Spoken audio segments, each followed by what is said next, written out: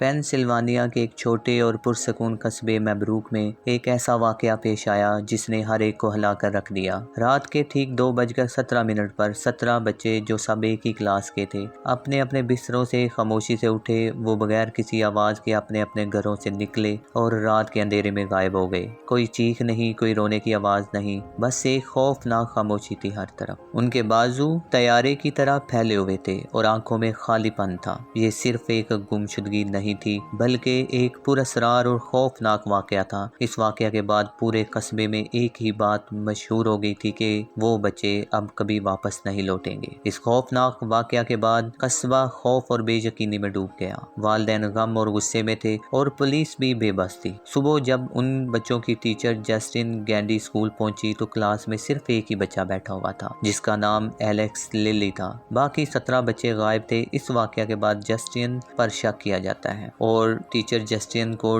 Dine यानी विच कहा जाता है। स्कूल के प्रिंसिपल मार्कस मिलर ने कम्युनिटी के प्रेशर में आकर टीचर जस्टिन को छुट्टी पर भेज दिया। जस्टिन की जिंदगी बदल गई। वो अकेली हो गई और डिप्रेशन में चली गई। एक गमजदा बाप आर्चर ग्राफ जिसका बेटा मैथ्यू भी लापता था पुलिस की नाकामी से मायूस होकर खुद ही तहकीकात शुरू कर देता है। वो देखता है कि सारे बच्चे एक ही सिमत में गए थे लेकिन उनकी मंजिल क्या थी ये किसी को मालूम नहीं था। आर्चर के बेटे का नाम मैथ्यू था और आर्चर ख्वाब में देखता है कि एक बहुत बड़ी गन हवा में तैर रही है जिस पर 217 का नंबर लिखा हुआ था यानी 217 का नंबर लिखा हुआ था। बाद में जस्टिन और आर्चर यानी टीचर जस्टिन और मैथ्यू का बाप आर्चर मिलकर सच्चाई की तलाश करते हैं और वो अपने इख्तलाफात भूलकर एक टीम बन जाते हैं। कहानी का असली हीरो एलेक्स लिली है। ये वो वाहिद बच्चा था जो लापता नहीं हुआ। एलेक्स दरअसल अपनी आंटी ग्लैडिस लिली की खौफनाक साजिश का खामोश गवाह था।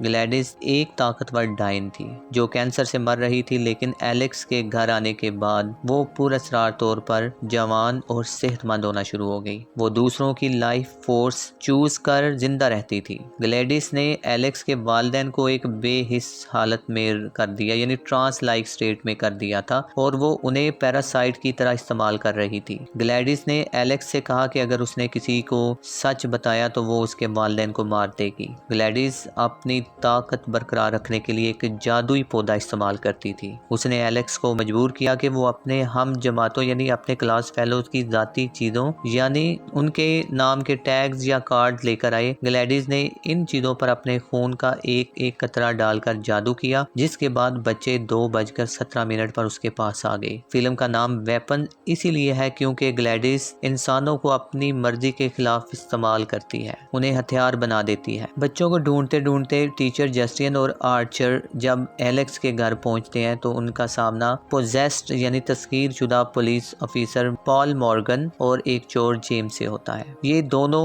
ग्लैडिस के कब्जे में आ चुके होते हैं और ग्लैडिस इन पर जादू कर चुकी होती है। ग्लैडिस ने इन दोनों की कमजोरियों का फायदा उठाकर इन्हें अपना हथियार बना लिया था। एक खौफनाक तसादुम में जस्टिन को मजबूरी में पॉल और जेम्स को दोनों को गोली मारकर हलाक करना पड़ता है। जब ग्लैडिस आर्चर को भी काबू कर लेती है तो एलेक्स अपनी बहादुरी का मुजाहिरा करता है। उसने ग्लैडिस को जादू करते हुए देखा था और उसने ग्लैडिस की वही रिचुअल यानी रस्म दोहराई। उसने ग्लैडिस के जादुई पौधे की शाख और उसके बालों की एक लट इस्तेमाल की और बच्चों को उसके कंट्रोल से आजाद कर दिया। लेकिन इस अमल के दौरान एलेक्स खुद मदम होने लगा यानी फेंट होना शुरू हो गया जैसे उसकी अपनी जिंदगी की कुव्वत खत्म हो रही हो। वो जस्टिन से यानी अपनी टीचर जस्टिन से आखिरी अल्फाज कहता है, मिस गैंडी इन्हें बताना कि मैं बहादुर था। Miss Gandy tell them I was brave. इससे जाहिर होता है कि उसने अपनी जान की कुर्बानी देकर सबको बचा लिया था। जादू टूटने के बाद ग्लैडिस घर से बाहर भागती है लेकिन अब वही बच्चे जो अभी आजाद हुए थे जो उसके कैदी थे